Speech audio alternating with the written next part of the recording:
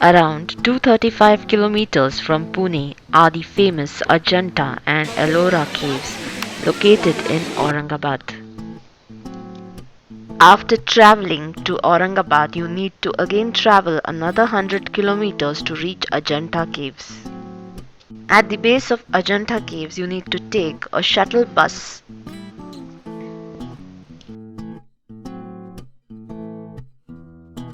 You may choose to walk up the caves or take a porter with you to carry any luggage, or else you can have a dolly.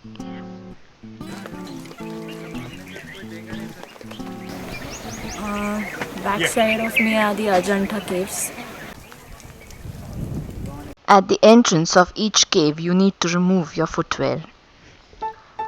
Ajanta caves constitute ancient monasteries and worship halls of different Buddhist traditions that date back to the 2nd century BC. They all have beautifully sculpted entrances. There are total 30 caves in this Ajanta premise. Ajanta's main cave is here, and now we are entering inside.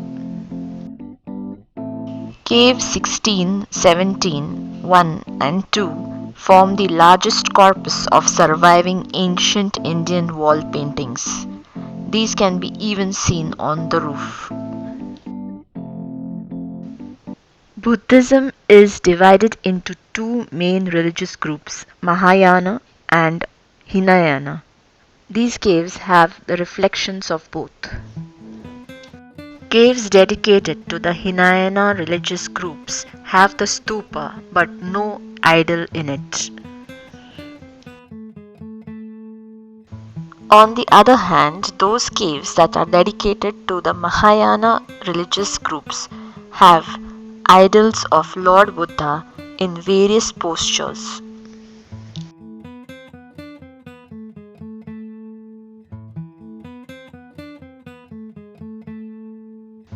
Of all the caves, cave number 19 is especially beautiful with a lot of carvings.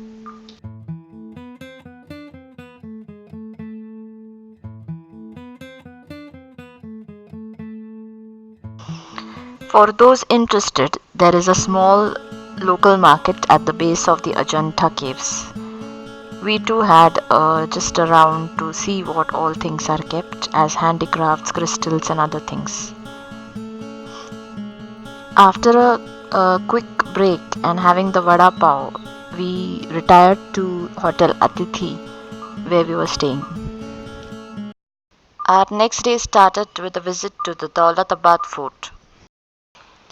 The Daulatabad Fort is famous for its unique security features.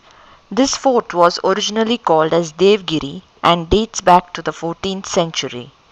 Since then, it has been an attraction to various rulers including Alauddin Khilji and Muhammad bin Tughlaq, who renamed it as Daulatabad. The famous security features are that the fort has only one entrance and exit door. There are no parallel gates. This was done to break the momentum of the invading army. There are spikes on the gates that would be a resistance for army elephants breaking the doors. This entire fort has complex entryways, curved walls, false doors used to confuse, trap, and eventually kill the enemy. The attraction for the date is that there are a number of historical cannons on display in this area. To see the largest cannon on this fort, you will have to climb up a little for around half an hour to reach the top.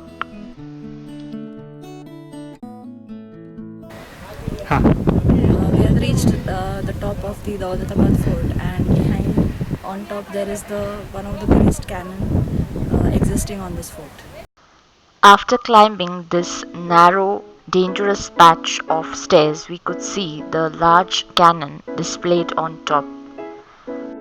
Also, the fort walls and the tower could be seen from top.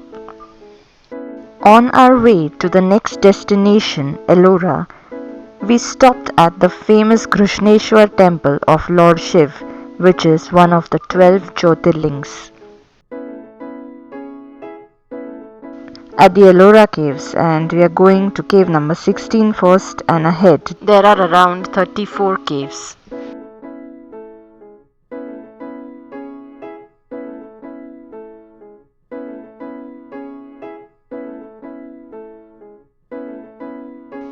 This cave is locally called as the Kailash and dedicated to Lord Shiv. It's a monolithic structure with lots and lots of carvings. You will need around an hour to see this entire temple premises in detail.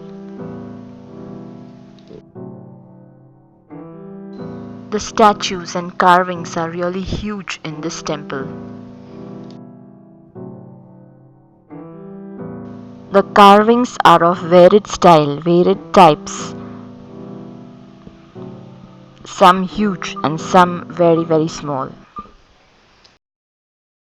The corridors of this cave 16 are filled with various mythological stories depicted in carvings. After cave 16, there are only few caves amongst the total 34 caves that have carvings and are interesting to explore.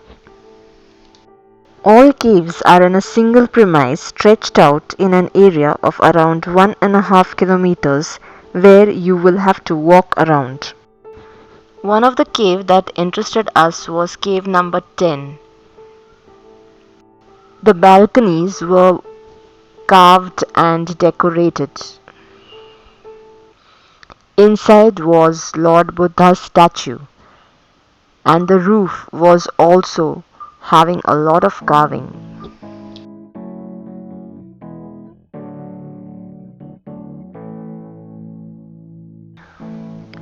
Cave number 5 was an impressive Buddhist monastery with massive pillars and carvings on the walls. It was an assembly hall for the monks.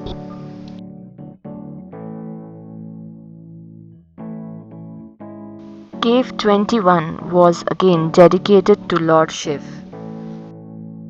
This cave gave us the glimpse of the Ellora art, elaborately carved door frames, and the entire premise full of detailed carvings of gods and goddesses made us linger there for some time.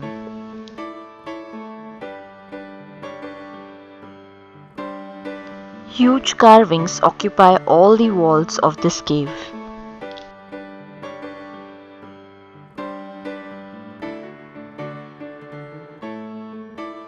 When visiting Ellora, one should not miss out on the cave numbers 30 to 34. These are a little far away from the main cave 16, but still they are worth a watch. You can get a bus from cave 16 to cave 30.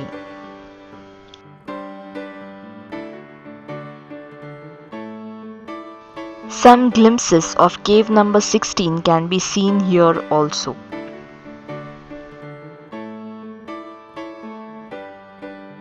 The inside or the interiors of some of these caves are really huge.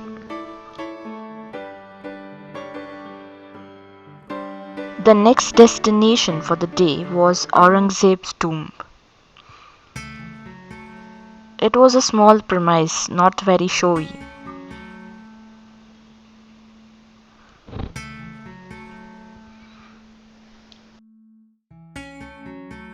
Now we are heading to the last destination of Aurangabad, that is Bibi Ka Maqbara.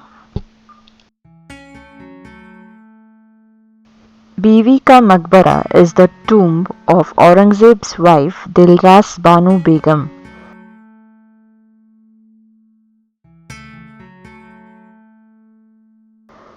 This monument has striking resemblance to the Taj Mahal. After this last destination in Aurangabad on our list, we are now heading back to Pune in a sleeper bus.